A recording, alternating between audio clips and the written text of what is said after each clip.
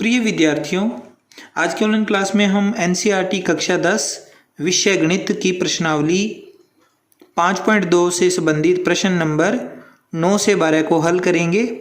इससे पहले हमने अलग अलग वीडियो में प्रश्न नंबर 1 से 8 को हल कर लिया है। अगर आपने वो वीडियो नहीं देखे हैं तो इस वीडियो के डिस्क्रिप्शन में जाइए, वहाँ पर आपको उनके लिंक मिल जाएंगे। उन लिंक पर क्लिक करके आप वो वीडियो देख सकते हैं।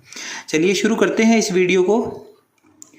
प्रश्न नंबर 9 में दे रखा है हमें, यदि किसी एपी के तीसरे और 9वें पद क्रमशः 4 और -8 हैं तो इसका कौन सा पद शून्य होगा। इसमें देखो, तीसरा पद और 9वां पद तो हमें दे रखा है और हमसे ये पूछा गया है कि इस एपी का कौन सा पद शून्य होगा। तो बच्चों, अगर हमें किसी भी एपी के 2 पद दे रखे हैं, चाहे कोई से भी, उन 2 पदों से जो समीकरण बनेगी उन्हें हल करके हम ए और डी यानी कि पहला पद और सार्वंतर ज्ञात कर लेते होते हैं। जब दोनों चीज़ें ज्ञात हो जाएगी तो तीसरा रह जाता है एन। इसने प्रश्न में ये पूछा है कि इसका कौन सा पद शून्य होगा, यानी कि हमें अब एन का मान ज्ञात करना है और उसके लिए हमें शून्य पद दे रखा है कि एक ऐसा पद है जो कि शून्य है, यानी कि ए एन का मान हम 0 लिखेंगे, वहाँ पर ए और डी का वैल्यू है वो रख देंगे जो हमने ज्ञात किया है, तो वहाँ से एन का मान ज्ञात हो जाएगा। हल करते हैं। लिखेंगे पहले तो दी गई एपी में तीसरा और 9वां पद दे रखा है ना, तो लिखेंगे तीसरा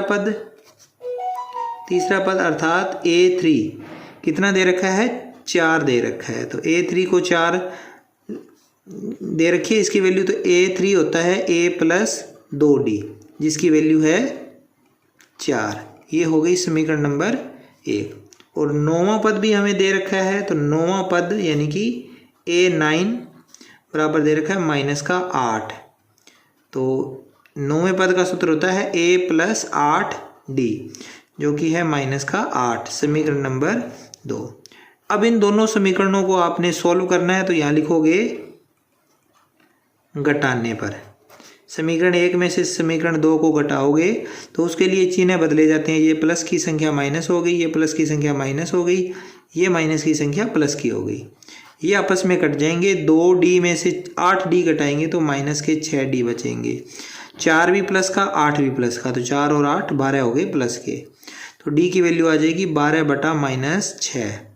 D बराबर आ जाएगा, 12 में 6 का भाग देते हैं तो 2 आता है, लेकिन ये माइनस है, ये भी साथ में लिखा जाएगा। तो इस तरह से D की वैल्यू हमने निकाल ली -2। अब D का मान हम लिखेंगे समीकरण 1 में। D का मान समीकरण 1 में रखने पर, जब हम समीकरण 1 में D की वैल्यू रखेंगे तो A ज्ञात हो जाएगा। वहाँ पर A + 2D, D की जगह पर लिखना होगा हमें -2 बराबर 4। तो A 2 का -2 से गुणा -4 बराबर 4। तो A की वैल्यू आ जाएगी 4, ये -4 इधर आकर प्लस का 4 हो गया। तो 4 और 4 8, तो ये हो जाएगा A बराबर 8। तो हमने D ज्ञात कर लिया और A ज्ञात कर लिया। ठीक है, ये पीछे के जो प्रश्न थे, प्रश्न नंबर 7 और 8, उसमें हमने बिल्कुल इसी तरह से A और D ज्ञात किया था। अब हम आगे इसमें देखेंगे कि कौन सा पद इसका शून्य है, वो ज्ञात करना है। तो लिख लेंगे, माना दी गई एपी का nवां पद शून्य है, अर्थात क्या हो जाएगा, an बराबर 0। an की वैल्यू कितनी है, 0 है। तो an का सूत्र होता है A + n-1 × D बराबर 0। A की वैल्यू रखेंगे, A की वैल्यू 8 प्लस n-1 की जगह n-1 और D की जगह पर D का मान है -2 बराबर 0। इसे आगे सोल्व करेंगे बच्चों। तो 8 का 8, -2 का n से गुणा -2n, -2 का -1 से गुणा +2 बराबर 0। 8 और 2 दोनों प्लस के हैं तो जुड़ जाएंगे, दोनों हो जाएंगे 10 प्लस के बराबर में 0। ये 10 इधर आ जाएगा तो -2n बराबर 0 - 10। तो माइनस का 2n बराबर आ जाएगा माइनस का 10।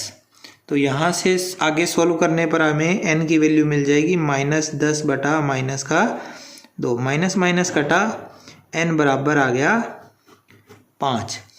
तो लिख देंगे नीचे, अतः दी गई एपी का पांचवा पद शून्य है। ये इस प्रश्न का सॉल्यूशन हो गया, क्वेश्चन नंबर 9। उम्मीद है आपको अच्छे से समझ में आ गया होगा। इसे आप अपनी कॉपी में नोट कर लें। क्वेश्चन नंबर 10 है बच्चों, किसी एपी का 17वां पद उसके 10वें पद से 7 अधिक है, इसका सार्वंतर ज्ञात कीजिए। बड़ा ही आसान प्रश्न है बच्चों। हमें इसमें ये दे रखा है कि जो 17वां पद है वो 10वें पद से 7 अधिक है। तो शुरू करेंगे यहीं से। दिया गया है 17वां पद, हम इधर लिख देंगे 10वां पद। अब ये जो 17वां पद है ये 10वें पद से 7 अधिक है, ये पहले से ही अधिक है, तो हम इसमें 7 जोड़ देंगे, तब ये दोनों एक दूसरे के बराबर हो गए। 10वें पद में जब 7 जोड़ेंगे तो वो किसके बराबर आ जाएगा? 17वें पद के बराबर आ जाएगा। यही तो बात लिखी हुई है कि 17वां पद उसके 10वें पद से 7 अधिक है। तो 17वां पद बराबर 10वां पद, उसमें 7 और ऐड कर दिए। अब 17वें पद का फार्मूला होता है a प्लस 16d, और 10वें पद का फार्मूला होता है a प्लस 9d, और प्लस का ये 7 है, ये इधर आ गया। अब इस a को भी हम इधर ले आएंगे, 9d को भी इधर ले आएंगे, बराबर में 7 पड़ा रहेगा। तो a प्लस 16d तो यहाँ इधर पहले से था, ये a इधर आएगा तो माइनस का a हो जाएगा, और 9d है वो माइनस का 9d हो जाएगा, बराबर में है 7। a और a आपस में कट गए क्योंकि ये a प्लस का है, ये माइनस का है।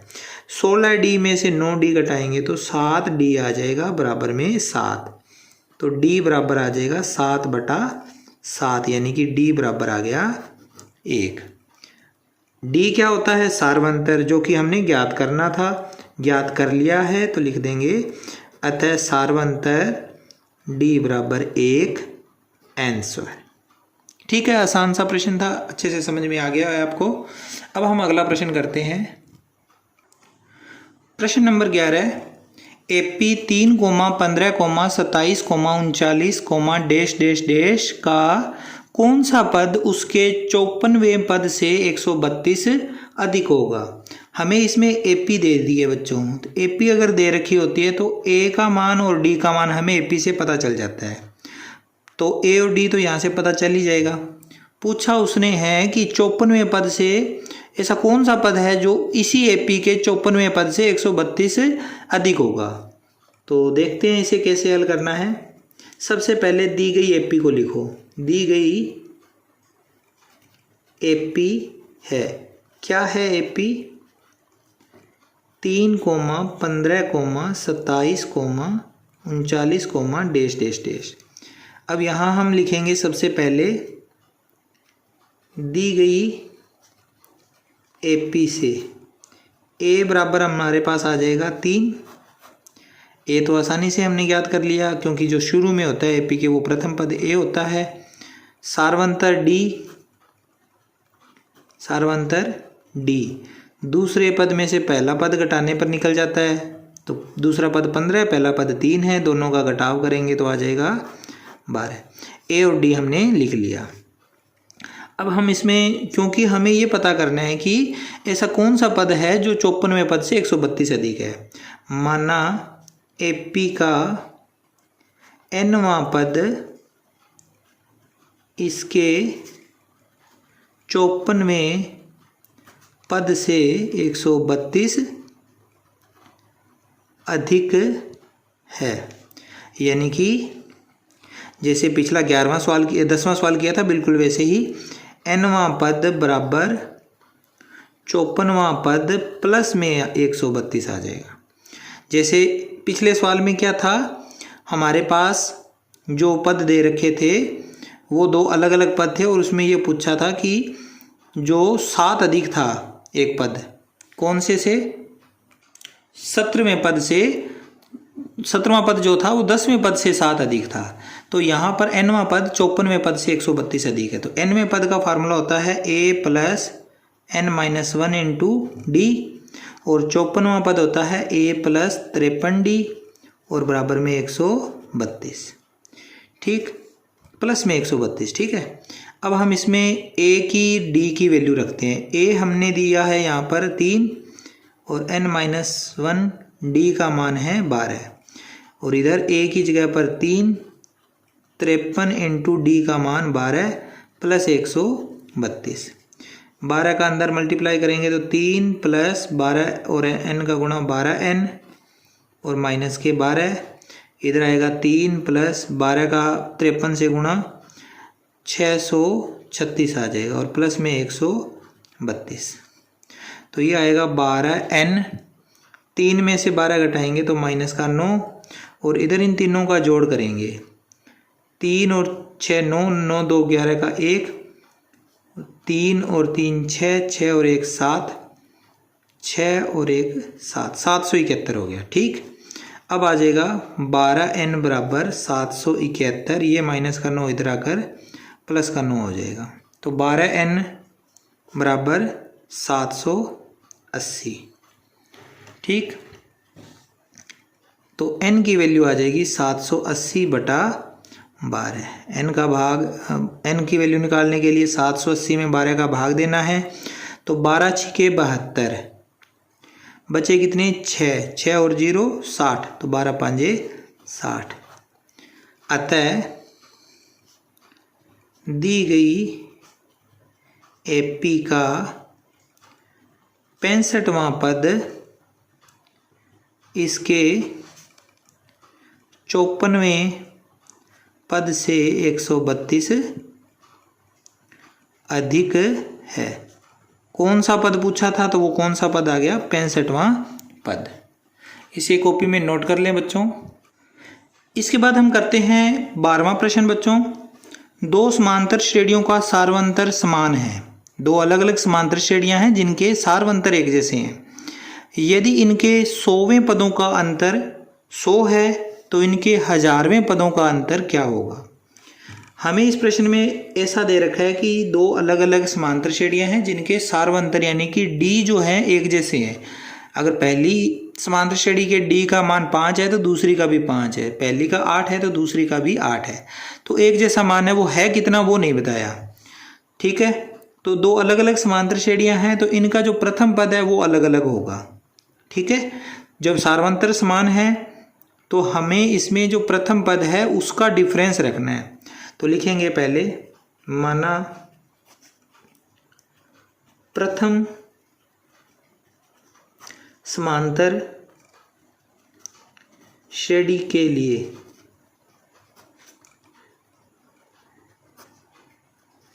प्रथम पद बराबर a और सार्वंतर बराबर d, तथा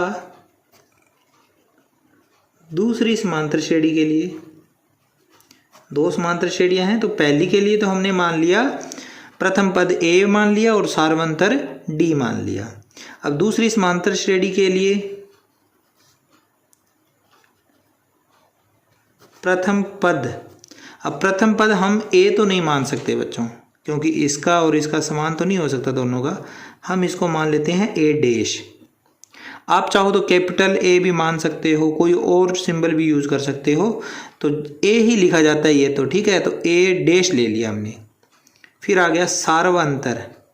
अब इसका सार्वंतर समान होने के कारण हम d लिख देंगे, ठीक है। प्रथम पद अलग अलग हो गए और सार्वंतर दोनों के dd हो गए। अब दिया क्या गया है, दिया गया है, क्या दिया गया है, दोनों समांतर श्रेणियों के 100वें पदों का अंतर बराबर 100। 100वें पदों का जो अंतर है वो 100 दे रखा है। तो पहली समांतर श्रेणी जो है उसका 100वां पद क्या होगा, a प्लस 99d। ये पहली समांतर श्रेणी का है। इसमें से हम दूसरी समांतर श्रेणी के 100वां पद लिखेंगे तो कितना आएगा, ए डैश प्लस 99D और बराबर में 100 आ जाएगा। तो ब्रैकेट खोल लेंगे तो ए प्लस 99D माइनस ए डैश माइनस 99D आ जाएगा।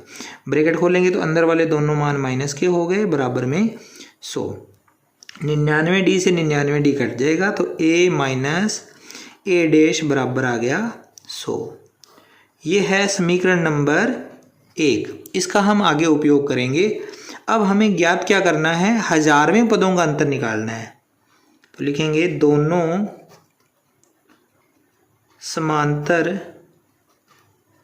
श्रेणियों के 1000वें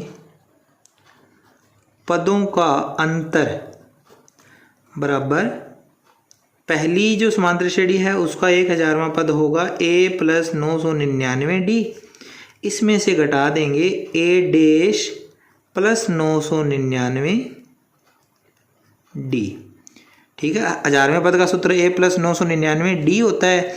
तो इसका प्रथम पद a है, इसका प्रथम पद a डैश है, इसका 999 इंटू डी लिखा है, यहाँ पर भी 999 इंटू डी लिखा है क्योंकि सार्वंतर दोनों में समान है। ब्रैकेट खोलेंगे तो ये आएगा a प्लस 999D, ये ब्रैकेट हटेगा तो यहाँ पर माइनस का a डैश माइनस का ही 999D, माइनस वाली ये दोनों 999D और प्लस वाले 999D आपस में कट गए तो बचा क्या, a माइनस a डैश। और a माइनस a डैश की वैल्यू कितनी है, 100 है। ये कहाँ से पता चला हमें, समीकरण 1 से। ये इस प्रश्न का आंसर आ गया, 1000वें पदों का अंतर। ठीक है, तो ये था आज का वीडियो जिसमें हमने प्रश्न नंबर 9, 10, 11 और 12 को सोल्व किया। वीडियो कैसा लगा इसके बारे में आप अपनी राय कमेंट बॉक्स में ज़रूर लिखना। अच्छा लगे तो इसे लाइक और शेयर कर दीजिएगा अपने दोस्तों के साथ। मिलते हैं अगले वीडियो में। Take care.